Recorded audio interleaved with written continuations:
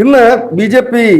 മുൻ തമിഴ്നാട് അധ്യക്ഷൻ കെ അണ്ണാമലയെ സംബന്ധിച്ച ഒരു നിർണായക ദിനമാണ്. ഒന്ന്, അദ്ദേഹത്തിന്റെ ജന്മദിനമാണ് ഇന്ന്. 42 വയസ്സ് തികയുന്ന ദിനം കൂടിയാണ് ഇന്ന് അദ്ദേഹത്തിന് നിർണായകമായ ചില കൂടിക്കാഴ്ചകളുണ്ട്. ഇന്ന് അദ്ദേഹം പ്രധാനമന്ത്രി നരേന്ദ്രമോദിയുമായി കൂടിക്കാഴ്ച നടത്തിയേക്കും എന്നുള്ള ചില വാർത്തകൾ വരുന്നു. ഒപ്പം തന്നെ അദ്ദേഹം ആരോപണം ഉന്നയിച്ച ബി.ജെ.പി. സംസ്ഥാന ഘടകത്തിലെ ചില നേതാക്കളെ ദില്ലിക്ക് വിളിച്ചു വരുത്തിയിട്ടുണ്ട് എന്നുള്ളൊരു വാർത്ത കൂടി പുറത്തു വരുന്നു. അതിൽ പ്രധാനി ബി.ജെ.പിയുടെ സംസ്ഥാന അധ്യക്ഷൻ, തമിഴ്നാട് സംസ്ഥാന അധ്യക്ഷൻ നൈനാർ നാഗേന്ദ്രനെ ഇപ്പോൾ ദില്ലിക്ക് വിളിപ്പിച്ചിട്ടുണ്ട്.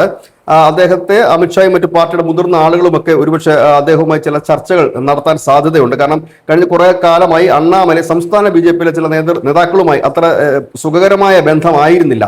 ഇതിന്റെ കൂടി പശ്ചാത്തലത്തിലാണ് ഇങ്ങനെ ഒരു കൂടിക്കാഴ്ച നടക്കുന്നത്. ഒരുപക്ഷെ ബി.ജെ.പിയുടെ ചരിത്രത്തിൽ ആദ്യമായിട്ടായിരിക്കണം ഒരു നേതാവ് പാർട്ടി വിടുന്നു എന്ന് പറയുമ്പോൾ ഇത്രയും ദിവസം നീണ്ടു നിൽക്കുന്ന ചർച്ചകളും അനുരഞ്ജനങ്ങളും മറ്റും നടക്കുന്നത്. സാധാരണ ബി.ജെ.പി. ഒരു കേഡർ പാർട്ടിയാണ്.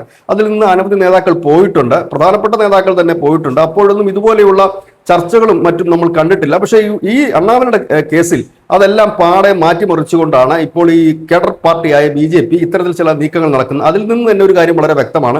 അണ്ണാമലയെ തമിഴ്നാട്ടിൽ ബി.ജെ.പിക്ക് അനിവാര്യമായ ഒരു ഘടകമാണ്.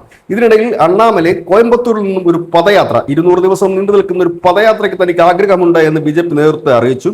ബി.ജെ.പി. പറയുന്നത് അത് തങ്ങളുടെ ബാനറിൽ നടത്തുക, അതിനുള്ള എല്ലാ ഫണ്ടിങ്ങും ഒപ്പം തന്നെ മറ്റു കാര്യങ്ങളും ചെയ്യാം. പക്ഷെ അണ്ണാമലൈ പറയുന്നത് സഖ്യകക്ഷികൾ തങ്ങളുമായി ഒത്തുപോകാൻ, അതായത് ഈ ബി.ജെ.പിയുടെ യാത്രയിൽ ഒത്തുപോകാൻ സാധ്യത കുറവാണ്, അത് നിങ്ങൾ പരിഹരിച്ച് തരാം എന്നാണ് അമിത്ഷാ നൽകിയിരിക്കുന്ന ഉറപ്പ്. ഏതായാലും അണ്ണാമലൈ എല്ലാ കാര്യങ്ങളും, അതായത് പാർട്ടി വിടുന്ന കാര്യം രാജിവെക്കുമോ ഇല്ലയോ എന്നുള്ളത് ഇതുവരെ തീരുമാനമായിട്ടില്ല. എങ്കിലും പാർട്ടി വിടുന്നത് ഒഴിച്ച് ബാക്കിയുള്ള കാര്യങ്ങളെല്ലാം പ്ലാൻ ചെയ്ത് വെച്ചിരിക്കുന്നത് തന്നെയാണ്.